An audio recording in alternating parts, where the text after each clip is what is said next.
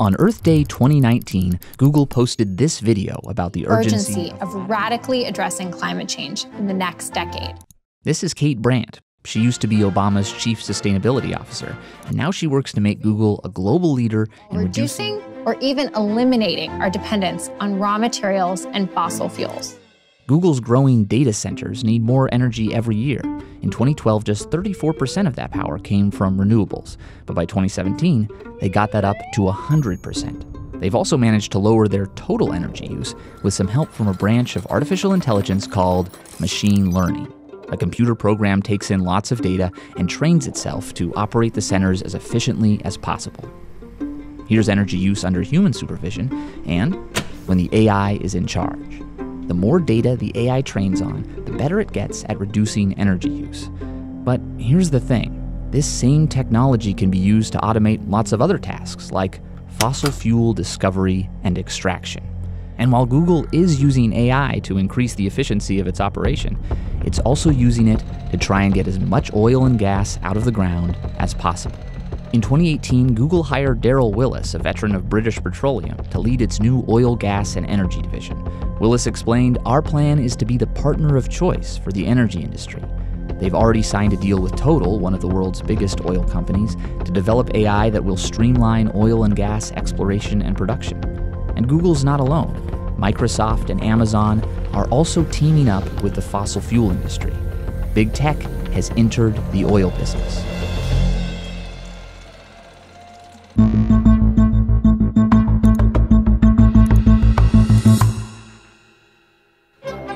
On June 15, 1957, the citizens of Tulsa, Oklahoma buried a rather odd time capsule, a brand new Plymouth Belvedere.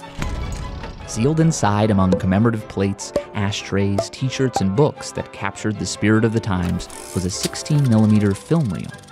It showed a Martian visiting the United States and learning that oil and competition made the nation prosper.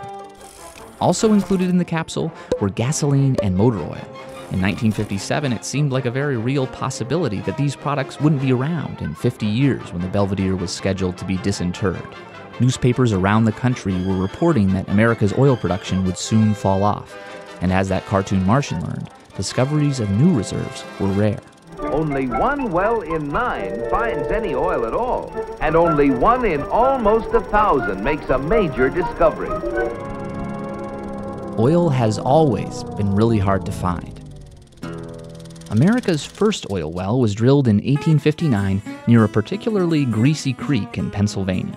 It was obvious there was oil seeping up from the ground here, but it took Edwin Drake over a year and all his money to find a measly little pocket of black gold. Still, his discovery triggered an oil boom, and a Pennsylvania paper was soon explaining that the substance could illuminate, lubricate, make candles, and cure most diseases from which humanity suffers.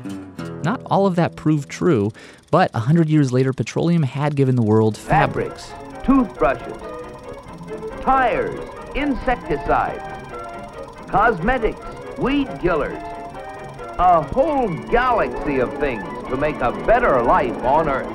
And of course, fuel. The energy needs of the world have risen a lot since 1859, and from very early on there were fears that fossil fuels couldn't meet this demand. In 1909, some thought oil and gas would run out around 1937.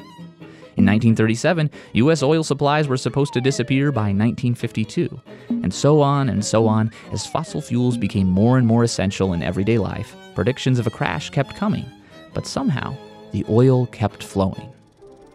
I couldn't imagine how this ever-increasing supply of oil was achieved until I found out that there's not just one, but thousands of oil companies, all competing with each other to discover and develop new sources of oil. From the earliest days, competing companies invested in better technology to extract fossil fuels, better drills, better pumps, and they developed better techniques for finding new oil reserves, creating seismic vibrations to see underneath the ground, using satellite LiDAR to reveal hidden structures, detecting subtle changes in the Earth's gravity and magnetism. Thanks in part to these advances, by 2007, when a very rusty Belvedere was exhumed, global oil production was still on the rise. In the US, it did look like oil was finally petering out until investment in new technology, fracking and horizontal wells in vast shale formations, brought it roaring back. Today, once again, if we just rely on current reserves and current tech, oil production will start to falter. But if new technology lets us squeeze more out of the reserves we already have and find new sources of oil, we'll be able to meet the growing demand. It's just a matter of funding the next technological leap. Of course, there's a problem with using fossil fuels to meet the world's energy needs: climate change. Oil, gas, and coal are a time capsule of a different sort, sealing ancient carbon deep below the Earth. When humans open that time capsule and burn those fossil fuels, carbon re-enters the atmosphere as the greenhouse gas, CO2. Since 1859, CO2 levels have shot up, and so has the planet's temperature. If we keep going like this, if we burn all the fossil fuels we currently have access to, models suggest that the Earth could warm somewhere between 6.4 and 9.5 degrees. And so climate activists say there's only one thing to do.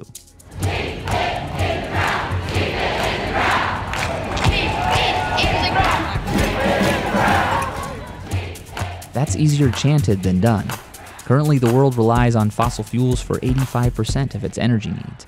Keeping it in the ground will require a huge shift to renewables and lower energy use in general.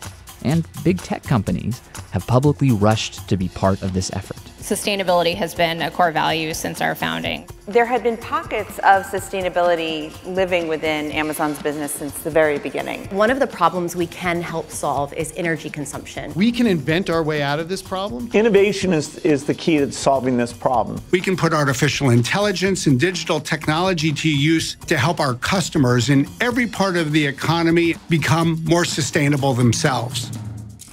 It turns out that same artificial intelligence technology is just what oil companies need to stay profitable. See, the fossil fuel industry has amassed lots and lots of valuable data as they've mapped Earth's crust in search of reserves. Take this patch of ocean floor in the North Sea. In 1989, Dutch geologists painstakingly mapped the different rock layers using seismic scans. Researchers at IBM recently fed all that seismic data into a machine learning algorithm, and after about 10 minutes of training, the AI was able to label the rock layers nearly as accurately as human experts. Another group at Georgia Tech used machine learning to quickly identify structures important to oil discovery. You can imagine how an AI could train itself with all kinds of data to pinpoint the best places to drill.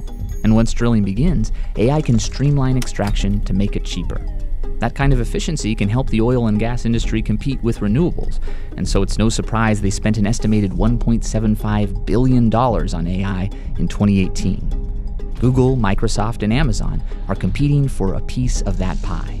Google has signed agreements with several fossil fuel companies. Microsoft has teamed up with Exxon and Chevron and just hired Darrell Willis away from Google. And Amazon, who already provides cloud services to BP and Shell, is marketing its ability to accelerate and optimize exploration, drilling, and production of oil and gas. While they talk up their commitment to sustainability, big tech is making sure the world can keep burning plenty of fossil fuel. And if you have both of these things, any goal is possible. It's Destination Unlimited.